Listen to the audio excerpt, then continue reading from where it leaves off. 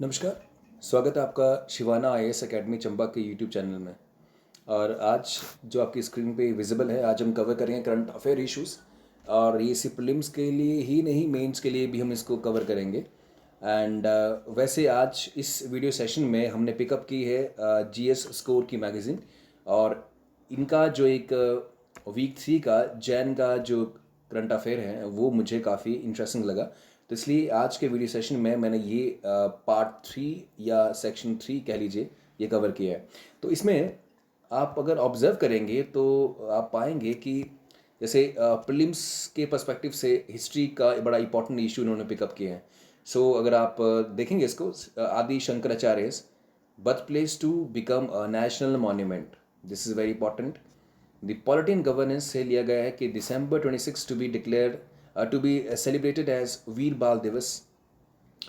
Supreme Court expands meaning of vulnerable witness, very important.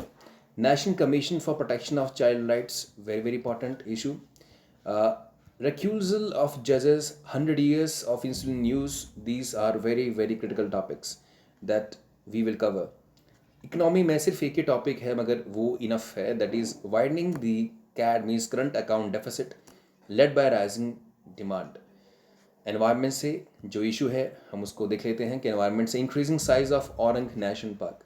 So Orang national park वैसे भी काफ़ी news में रहता है और हम इसको यहाँ कवर करेंगे।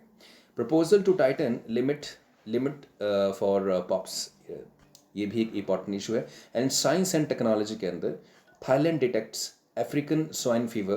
This is the topic which will attract eyeball of every individuals as it is actually the hot topic because जिस तरह से कोविड-19 एंड ऑल जो एक वायरल डिजीजेस एंटर की हैं सोसाइटी में, तो जो अफ्रीकन स्वाइन फीवर है ये भी इसमें क्लासिकली इंपॉर्टेंट होगा।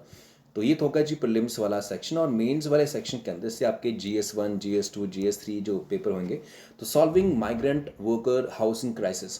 कोविड-19 के अंदर जिस तरह से माइग्रेंट वर्कर कौन होते हैं जो अपना अपना अपना प्रदेश छोड़ के, सपोज करिए इंडिया की हम बात करते हैं, तो दिल्ली, चंडीगढ़ या बॉम्बे ऐसी सिटीज़ में आते हैं फेमसली, जैसे कि यूपी एंड बिहार के जो लेबर हैं वो काम करते हैं, एक मीनियल जॉब करते हैं।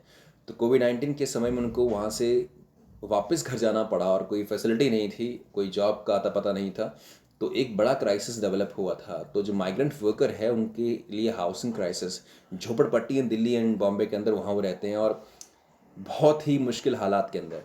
GS2 के अंदर act now recast the selection process of election commissions. Election commission की जो पार्शियलिटी या इम्पार्शियलिटी या ट्रांसपेरेंसी, इनके ऊपर काफ़ी बातें कही गई हैं कि इलेक्शन कमीशन एज इंस्टीट्यूशन एक ऑटोनमस इंस्टीट्यूशन है, तो उसके अंदर किसी भी तरह की छेड़छाड़ नहीं होनी चाहिए।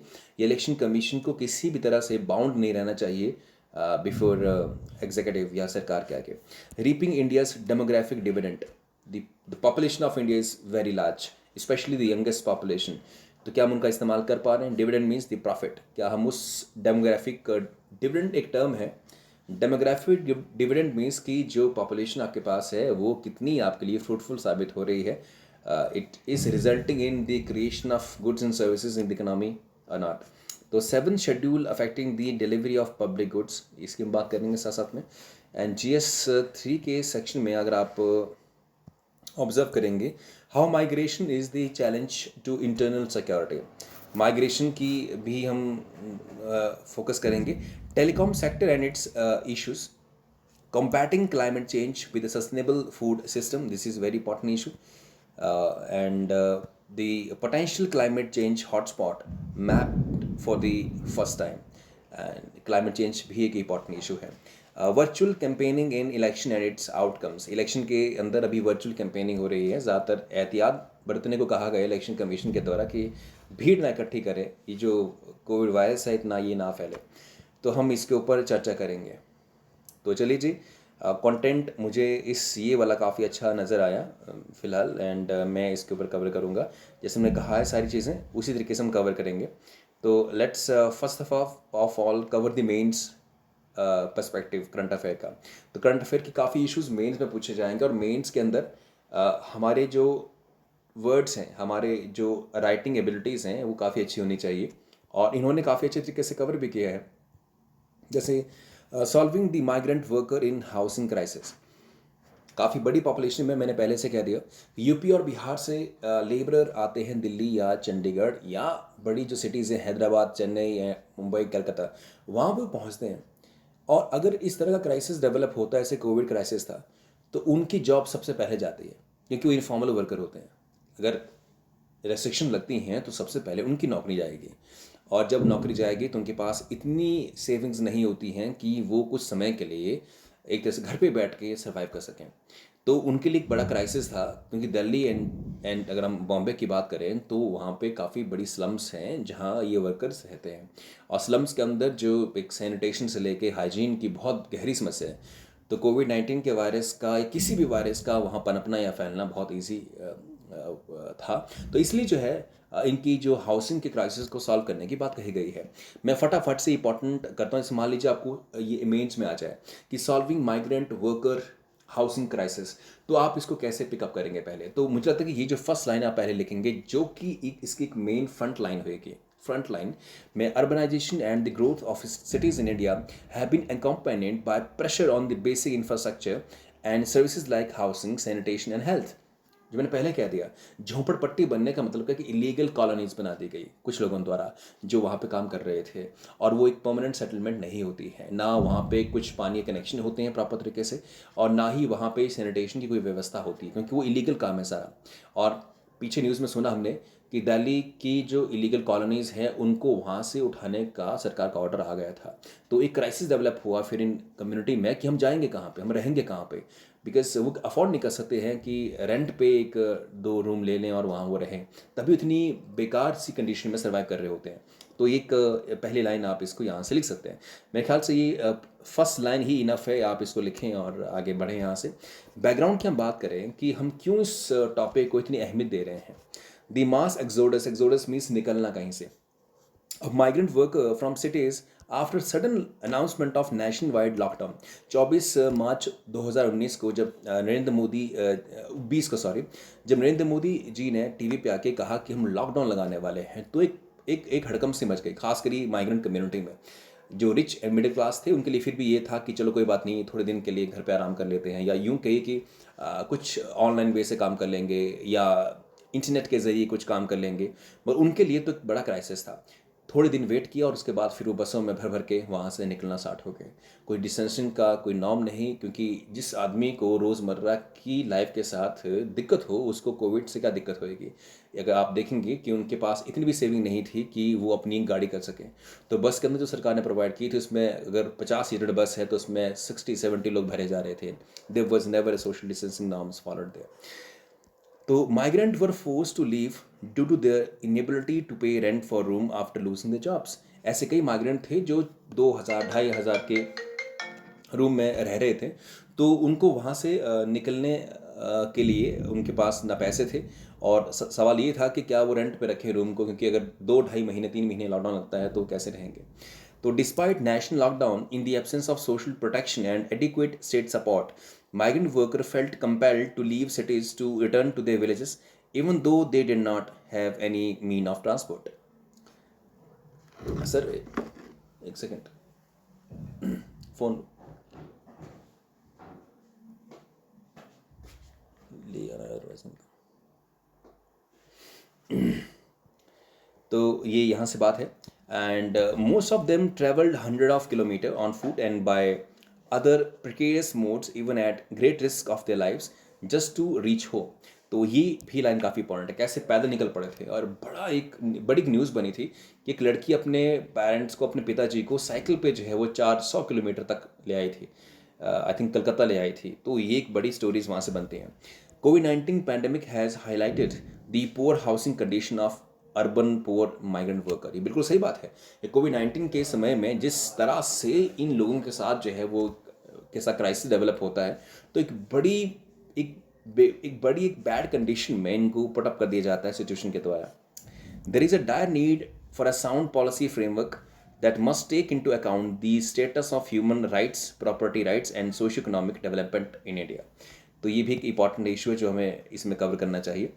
एनालिसिस की हम बात कर लेते हैं। जब भी कोई ऐसा इशू आप पकड़ेंगे तो वहाँ पे एनालिसिस इंपॉर्टेंट रहेगा। Urban population migrant worker, homeless urban families, ऐसे शहर में कितनी फैमिली हैं जो होमलेस हैं। 2011 का सेंसस कहता है कि India reveal that urban population of the country stood 31.16%।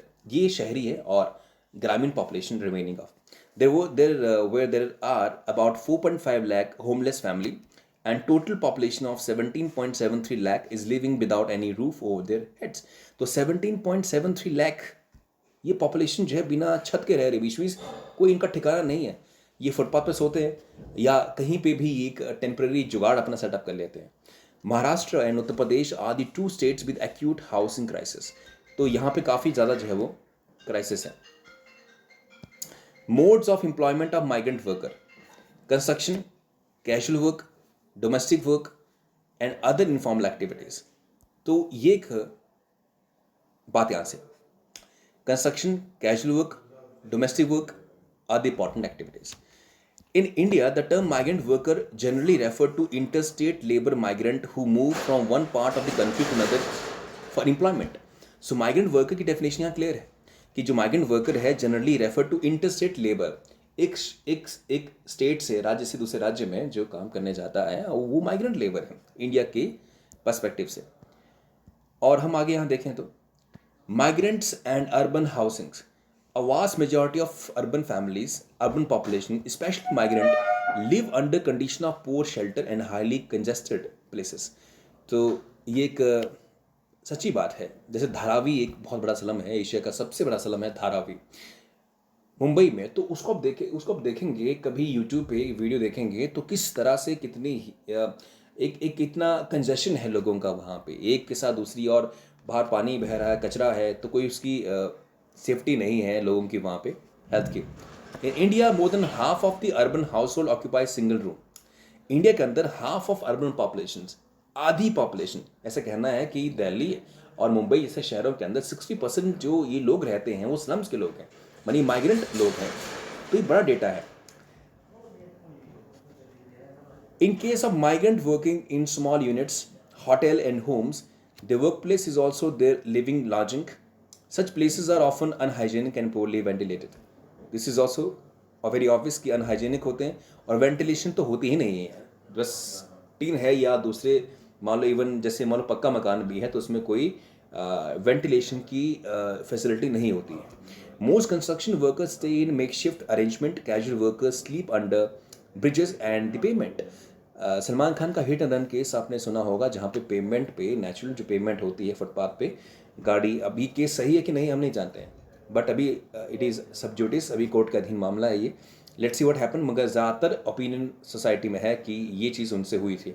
अब अल्टीमेटली हम कंक्लूजन पे नहीं जा सकते हैं, बट अगर ऐसा होता भी है और किसी के द्वारा भी वो लोग मारे गए हैं तो ये ऑब्वियस है कि रात को गाड़ियाँ चलती हैं और जो फुटपाथ पे जो सोए हुए लोग होते हैं, कभी कभार नशे की हालत में कुछ लोग जो हैं वो रफ ड्राइविंग करते हैं और उस कारण जो ऐसी चीज़ें हो सकती हैं। Means their life is seriously on the risk.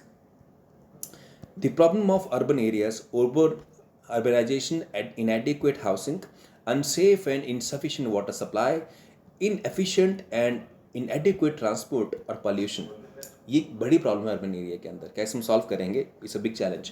Step taken by the government in the area of urban housing, smart cities mission. The smart city initiative was launched in June. Very very important question for prelims कि smart city जो initiative है कब launch किया गया था, तो इसको भी आप अंडरलाइन कर लो। जून 2015 को स्मार्ट सिटी मिशन लॉन्च किया गया।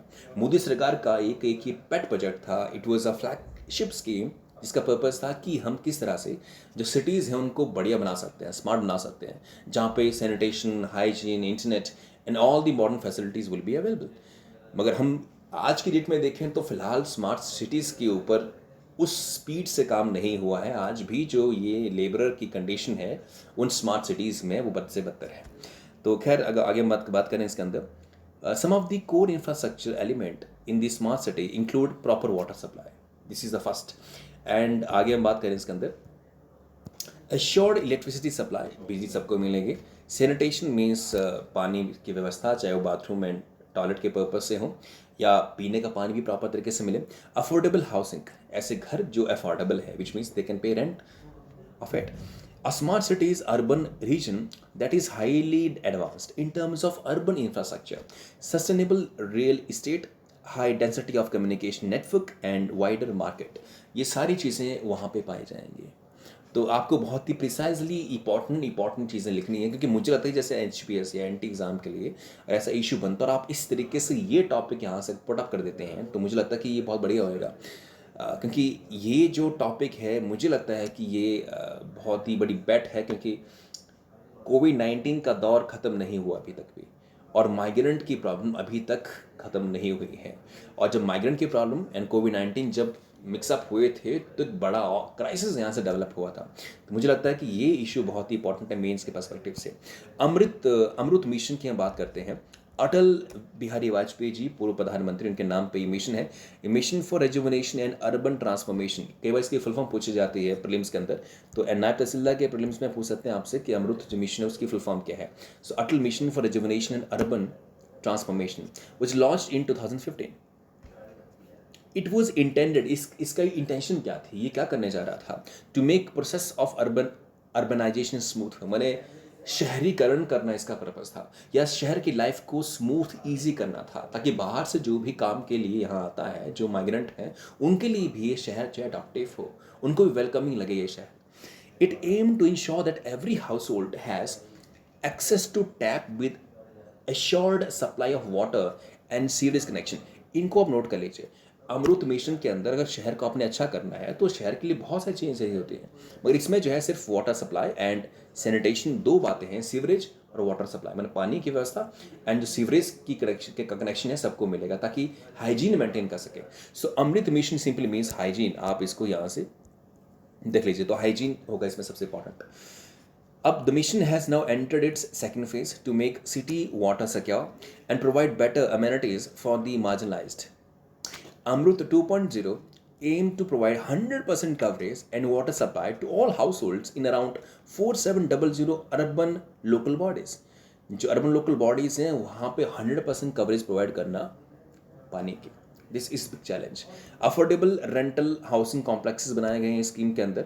अफोर्डेबल रेंटल हाउसिंग कॉम्प्लेक्सेस, घर बनाए गए हैं लोगों के लिए जो कम पैसे में वहाँ पे रह सकते हैं, सस्ते हाउसेस। अब इसमें काफ़ी सारी बातें, अगर आप इसमें जाएंगे तो बहुत सारी बातें हैं। Obstacles in affordable housing for migrant, this is important. Lag मैंने कमी या डिले एक तरह से इन दी इम्प्लीमेंटेशन ऑफ हाउसिंग स्कीम्स। हमारे देश में जो हाउसिंग स्कीम्स बनाए गए हैं सरकार अनाउंस कर देती है, पर जो ग्राउंड पे इम्प्लीमेंटेशन होती है बहुत ही स्लो है। सरकार अगर 1000 घर बनाने की स्कीम आज अनाउंस करती है तो उसी 1000 घर को बनने में 4 साल लग जाते हैं। तो अगर इस तरह से अगर इम्प्लीमेंटेशन पूर होएगी तो फिर दिक्कत रहेगी।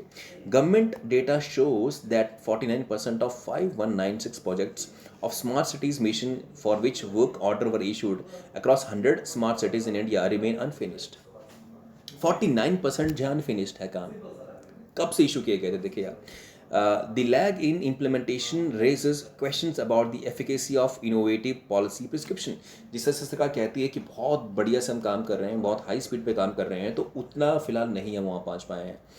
गवर्नमेंट की ऑलवेज जो मिशन होते हैं वो काफ़ी एम्बिशियस होते हैं, वो काफ़ी ज़्यादा अचीव करना चाहते हैं। हम भी जैसे मान लीजिए अगर हमने प्लान किया कि आज हमने 10 घंटे पढ़ना है तो 8 घंटे पढ़ पाते हैं या 7 घंटे पढ़ पाते हैं।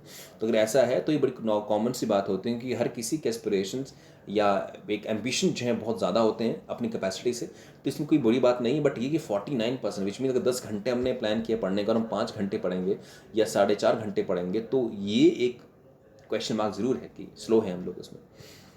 एब्सेंस ऑफ वॉश फैसिलिटीज़, तो ये भी यहाँ पे बात है। वॉश की फुल फॉर्म क्या होती है आपसे पूछ सकते हैं। So water sanitation and hygiene, ये इसके wash facility means water, adequate water, sanitation, hygiene, ये फैसिलिटी बहुत ही कम है। Sudden increase in rent, migrant worker जहाँ शहरों में रह रहे हैं वहाँ पे काफ़ी रेंट बढ़ चुके हैं, एक बड़ी समस्या है। इनसफिशिएंट पब्लिक टॉयलेट, जो सार्वजनिक जो टॉयलेट होती है बस स्टैंड के पास, किसी रेलवे स्टेशन के पास और तमाम जो वर्किंग एरिया कॉम्प्लेक्सेस हैं, तो वो भी इनएडिक्वेट है, इनसफिशिएंट है। तभी तो भारत सरकार ने जो ये पेट्रोल पंप है और दूसरी एरियाज हैं यहाँ पे कहा कि भी कोई मॉल है यहाँ पे कहा कि किसी भी पर्सन को आप डिसअलाउ नहीं करेंगे इनको यूज़ करने के लिए। मीन्स कोई भी आदमी वहाँ पहुँच जाएगा तो उसको वो अलाउ वो उनको यूज़ कर सकता है, इस्तेमाल कर सकता है। तो ये सारी ओपन कर दी गई हैं पब्लिक के लिए। पहले ये था कि मॉल के अंदर या पेट्रोल पंप के अंदर रेस्ट्रिक्शन थी कि भाई कुछ ही लोग यूज़ कर पाएंगे। अब क्या है, जैसे मान लो आप गाड़ी ले जा रहे हैं तो पेट्रोल पंप के पास रुकिए और वहीं पे आप जो है फ्रेश हो सकते हैं। तो ये जो है फैसिलिटी उनको दी गई हैं, लोगों को दी गई हैं। Scope of improvement, the policy framework for housing sector, इसके हम बात करने का आप काफ़ी लेंथी है इसके अंदर, आई डोंट थिंक कि आपको बहुत ज़्यादा करना चाहिए। बस आप मेन इसकी हेडिंग देख लीजिए, रिड्यूसिंग ऑनर टेनेंट कन्फ्लिक्ट्स। ज़्यादातर कॉन्फ्लिक्ट हैं कि जैसे कि जो ऑनर हैं वो रूम को छुड़वाना उनसे चाहता है, और जो उसका रहने वाला है टेनेंट है उसका रहने को और जगह नहीं है, तो उनके बीच में काफ़ी कॉन्फ्लिक्ट हैं, वो भी कम किए जाएँ। ही developing small and medium cities, ये भी एक बड़ा फैक्टर है कि भाई अगर आपने इतने बड़े बड़े शहर बना दिए हैं जिस कारण एक ही शहर के अंदर काफ़ी पॉपुलेशन पहुंच चुकी है, तो वो क्राउडिंग हो चुकी है। आप स्मॉल स्मॉल सिटीज़ भी डेवलप कीजिए साथ, ताकि जो लोगों का डिस्ट्रीब्यूशन हो जाए वहाँ से, तो ये भी ज़रूरी चीज़ है। Development of social rental housing, while the developing social renting housing, the state should ensure that the location has proper access to transport network, education and ये, तो सोशल रेंटिंग हाउसिंग भी क्रिएट करना एक इसमें बात कही गई है। अब लेसन्स फ्रॉम इंटरनेशनल मार्केट, अब इसमें काफ़ी चीज़ें हैं, एंड जैसे कि कहा गया कि rental voucher, well Chile, Brazil and US makes rental voucher to low income groups which can be exchanged in place of rent in formal private housing. This enable them to access a range of housing options. बड़ी अच्छी है यहाँ पे, क्योंकि यहाँ पे जैसे मान लो मैंने रूम ले रखा हुआ है, तो मैं उसको किसी भी पर्सन के साथ 2 दिन के लिए 4 दिन के एक्सचेंज कर सकता हूँ। जैसे मान लो मैं रूम है और मैं घर जा रहा हूँ 1 हफ्ते के लिए या 2 हफ्ते के लिए, तो किसी और पर्सन को अलाउ कर सकता हूँ, क्योंकि मैंने अगर रेंट पे ले लिया है रूम और मैं घर पे हूँ तो कोई इसका इस्तेमाल नहीं है, कोई दूसरा पर्सन वहाँ रहेगा तो ही और she can pay me.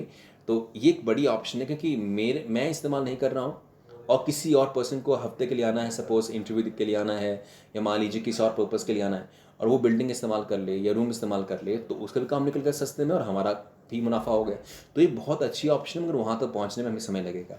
In Thailand schemes like Baan Mekong enable civil society organisation, जो आम जन होते हैं किसी एक समाज के अंदर, to skill communication to self finance and self construction formal pucca affordable home and last mile infrastructure like water and electricity lines, while negotiating with the government agencies to secure tenure and provision of trunk facilities. तो ये बान Mekong actually एक housing scheme है और Thailand की सरकार ने इसको लॉन्च किया है। तो ये this is prelims level question, तो प्रीलिम में आपसे पूछ सकते हैं कि बान जो मैकोंग है वो जो एक हाउसिंग स्कीम है वो कौन से देश ने लॉन्च किया और उसका मॉडल पूरी दुनिया में डिस्कस किया जा रहा है। अगर आपने इसको डीपली जानना है तो आप बान मैकोंग इंटरनेट पर सर्च कीजिए गूगल पे, एंड उसके बारे में सारी ही पिक्चर, सारी ही स्कीम, सारी ही प्रोटोटाइप आपको वहाँ मिल जाएंगे। कंक्लूजन क्या है इसका, हम कंक्लूजन की बात करें, the working group of NITI Aayog instituted the study internal labor has recommended that rental housing in the public sector could be expanded to the provision of dormitory accommodation. dormitory क्या होती है, एक रूम है उसमें एक बेड है, फिर एक और बेड है, फिर एक और बेड है, फिर एक और बेड है, और इस तरह से छोटे ही एक स्पेस के अंदर आप काफ़ी लोगों को एकोमोडेट कर सकते हैं।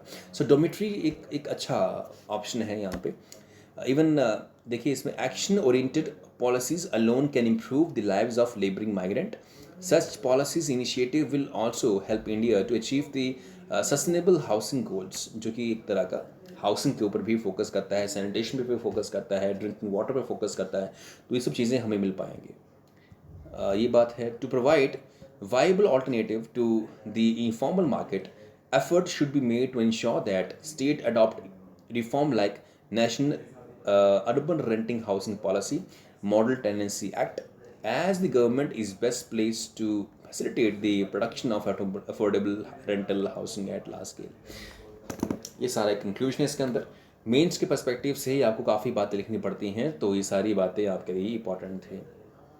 डन, चलिए काफ़ी लेंथी है ज़रूर, मगर चूंकि हम मेंस के लिए पढ़ रहे हैं इसमें, तो मेंस के लिए तो काफ़ी बातें या काफ़ी इन्फॉर्मेशन हमारे पास होनी चाहिए। वैसे मैंने कांट छांट ज़रूर किया इसके अंदर, बट आपको अगर मान लो 300 वर्ड्स भी लिखने पड़े तो भी सफिशिएंट मटेरियल है। Act now the cast the selection process of election commission. अब selection process of election commission, हम जानते हैं इलेक्शन कमीशन की हम बात करें, president appoints him and the parliament has the authority to remove him.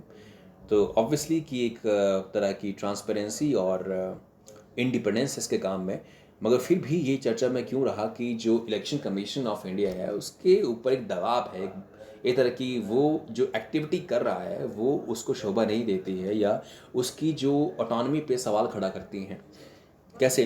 According to report chief election commission and election commissioner colleagues have attended an informal meeting. Informal meeting mean जैसे कि normally कहना कि आओ भाई कुछ बात करनी है। फॉर्मल मीटिंग के अंदर जो है वो लेटर पब्लिश किए जाते हैं, अनाउंसमेंट की जाती है, सारी जानकारी दी जाती है और उसके अंदर एक फॉर्मल इशू डिस्कस किया जाता है। फॉर्मल मीन्स जिसका कोई मतलब है, कोई जिसका कोई एक पर्सपेक्टिव है जो कि प्रेस में जाएगा और सारी कवरेज होगी। इनफॉर्मल मीन्स एक आम चर्चा करना। इलेक्शन कमीशन को आम चर्चा के लिए सरकार क्यों लाना चाहती है? ये आम चर्चा क्या होएगी? इलेक्शन कमीशन एक इंडिपेंडेंट बॉडी है और सरकार के लोग और उसको अपने इनफॉर्मल मीटिंग के लिए बुलाएंगे। यहाँ बड़ा सवाल खड़ा होता है कि इलेक्शन कमीशन की ऑटोनॉमी फिर कहाँ है?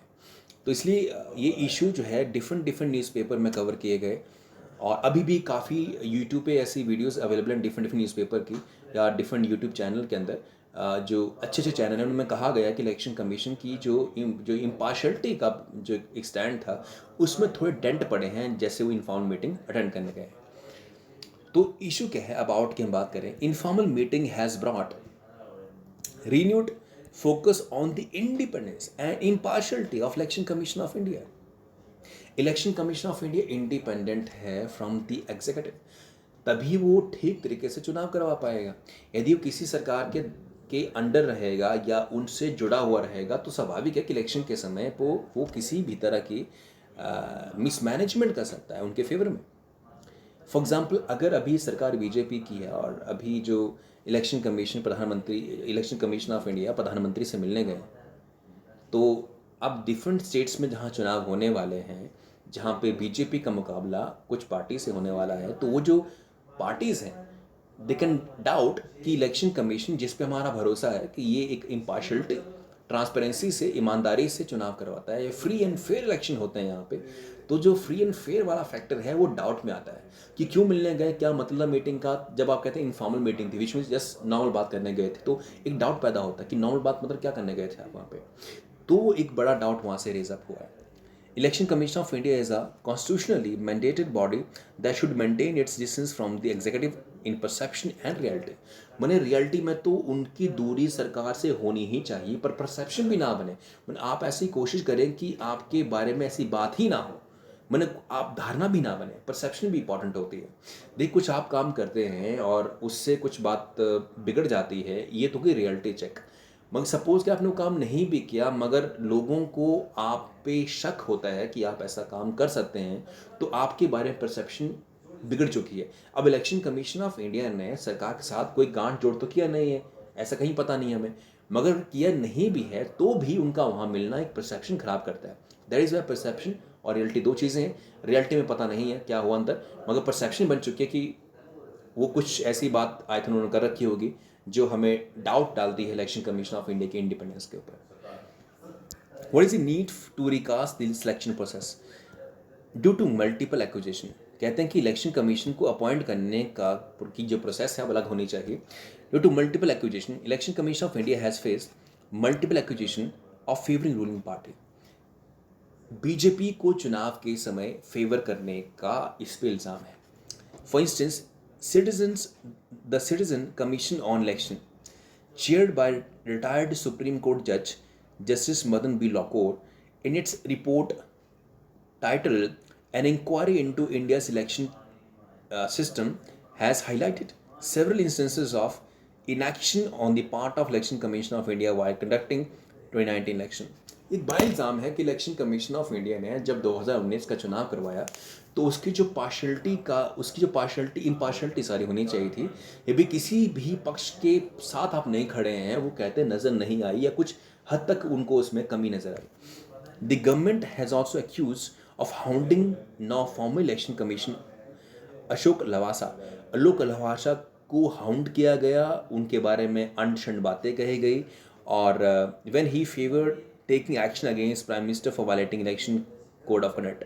जो इलेक्शन कोड ऑफ कंडक्ट होता है उसमें कहा जाता है कि जब अपने स्पीचेस देनी है या रैलियों के अंदर, तो ये बातें आपने नहीं कहनी है जाति पे, धर्म पे, या कुछ ऐसी बातें आपने नहीं कहनी है जिसके कारण समाज में कंडीशन, जो हालात जो हैं ख़राब हो जाएं। तो प्रधानमंत्री मोदी जी से भी कुछ ऐसे वर्ड्स निकले। तो जो अशोक लवासा ने कुछ ऐसे कहा कि भाई मोदी जी पे या जो पीएम है उन पे एक्शन लेना चाहिए। तो जो remaining election commission of India ने उनको जो है वो एक तरह से सेग्रीगेट कर दिया, उनको साइडलाइन कर दिया वहाँ से। तो एक तरह से एक बात बनती है कि ये क्या हो रहा है या व्हाट्स गोइंग ऑन, कि किस तरीके से जो है किसी पर्सन की अगर डिसेंटिंग वॉइसेस हैं इलेक्शन कमीशन के अंदर, तो उसको किस तरीके से हैंडल किया जा रहा है। तो एक बड़ा यहाँ से प्रश्न उठता है फिर। Strengthening the institution. Change in the appointment process of election commission can strengthen election commission of India's independence. जो फिलहाल हम पढ़ते हैं कि article 324 election commission of India के अपॉइंट करने के बारे में कहता है, उसमें चेंज होने की बात कर रहे हैं, करने की बात कह रहे हैं। The appointment of election commission falls within the purview of article 324 clause 2 of the constitution which establish the institution. ये article election commission of India को इस्टेब्लिश करने के बारे में कहता है और आगे बताता है कि किस तरीके से ये चुना जाएगा, किस तरीके से निकाला जाएगा। No change in the old structure pertinently it contain a subject to clause which provides that both the number and tenure of election commissioners shall be, जो दो election commissioner होते हैं, shall be subject to the provision of any law made in that behalf by parliament be made by the president, apart from enacting a law in 1991 which was subsequently amended to enlarge the number of election commissioners 1 to 3. Parliament has so far not enacted any change to the appointment process. मैंने appointment जो process है 1950 और 51 से लेके अभी तक same appointment process है। बस 1991 में जहाँ इलेक्शन कमीशन के अंदर सिर्फ एक ही हुआ करते थे इलेक्शन कमिश्नर, अब वहाँ पे चीफ इलेक्शन कमिश्नर और 2 इलेक्शन कमीशन ऑफ इंडिया होते हैं, विच मीन्स 3 टोटल जो है मेंबर होते हैं इलेक्शन कमीशन के अंदर। एक उसका मुखिया mean chief election commission of India and meaning are just election commissioners. तो ये जो है पेंडिंग पटिशन हम बात करेंगे। सो अगर हम बात करें इसमें 3 writ petition which one pending since 2015 is urging the Supreme Court to declare that the current practice of appointment of election commission by the center violates Article 14, 324 and democracy as basic feature। तो जो अभी जो appointment करने का वे है election commission को, वो article 14, 324 और डेमोक्रेसी का जो बेसिक ढांचा है उसके ऊपर एक प्रहार करता है। कैसे, हम थोड़ा इसको डिस्कस कर लेते हैं। The constitution of the constitution, these petition argue for an independent system for the appointment of election commissioners as recommended by previous law, commission and various committee report। ये सारी रिपोर्ट, कमेटी रिपोर्ट जो है वो ये कहती हैं इस बारे में। Several recommendation 1975 Justice Tarkunde committee recommended that election commission be appointed on the advice of committee comprising Prime Minister, the Lok Sabha opposition leader and chief justice of India. ये अपॉइंट करे, एक डिफरेंट कमेटी हो। अभी का क्या है कि राष्ट्रपति ही अपॉइंट कर देते हैं और राष्ट्रपति उसको अपॉइंट करते हैं जो कैबिनेट से नाम निकल के आता है, विच मीन्स कि सरकार का एक तरह से दखल जरूर है कि किस पर्सन को आपने बनाना है इलेक्शन कमीशन ऑफ इंडिया। तो सरकार जिसको चाहे उसको इलेक्शन कमीशन ऑफ इंडिया बना सकती है, क्योंकि राष्ट्रपति जो है एक तरह से वही फैसला लेंगे जो उनको कहा जाएगा, ये हम जानते हैं। तो उसकी इंडिपेंडेंस कहाँ से फिर? तो एक डिफरेंट कमेटी होनी चाहिए जहाँ पे एक तरह से सरकार का मुखिया आ गया, प्रधानमंत्री, एक ऑपोजिशन पार्टी का जो एक लीडर होगा वो आ गया, और चीफ जस्टिस ऑफ इंडिया। तो यहाँ सरकार जो है उसका एक नुमाइंदा, ऑपोजिशन पार्टी का एक नुमाइंदा हो जाएगा, और एक जुडिशरी से माने चीफ जस्टिस ऑफ इंडिया। तो कहीं ना कहीं अब सरकार का जो एक डोमिनेशन है अपॉइंट करना इलेक्शन कमीशन ऑफ इंडिया को, वो खत्म हो जाता है। मगर सरकार ऐसा क्यों करेगी? ये बात यहाँ से। Election function of election commissions. The election commission is not only responsible for conducting free and fair election but also render a quasi-judicial function between the various political parties including the ruling government and other parties। इसमें काफ़ी बातें कही election commission के बारे में, इसको आप थोड़ा सा पढ़ लें एंड कंक्लूजन की हम बात कर लेते हैं। कंक्लूजन यहाँ पे क्या है कि election commission of India constitutional responsibility require a free and transparent appointment process that is beyond reproach, which will reaffirm our faith in the vital pillar of our polity. Existing veil over the appointment process of election commission potential undermines the very structure on which our democratic aspirations are test में, ये मुझे इतनी ख़ास नहीं लगी। देखिए conclusion की हम बात करें तो कंक्लूजन में आपने एक बात लिखनी है कि election commission of India is found on the people faith that it will conduct free and fair election and just allegation over it is the very serious business that we should be discussing. तो आप कुछ इस तरीके से लिखिए। चलिए अगर आपको मैंने लिखवाऊंगा कैसे लिखवाऊंगा आपको, पहले लिखिए आप कि election commission of India is found on the very basic principle of conducting the free and fair elections. Such allegation on Election Commission of India tarnish the image of not Election Commission but also India as democracy. Next line लिखिएगा आप इसके अंदर कि that there should be change in the appointment process of or selecting process of Election Commission of India so that the people or opposition party faith can reaffirm on the free and fair election conducted by Election Commission of India. I think ये ज़्यादा अच्छी line है, ये तो बहुत ही basic बातें कह रही हैं, तो आई डोंट रिकमेंड इट। तो चलिए लेट्स सी द नेक्स्ट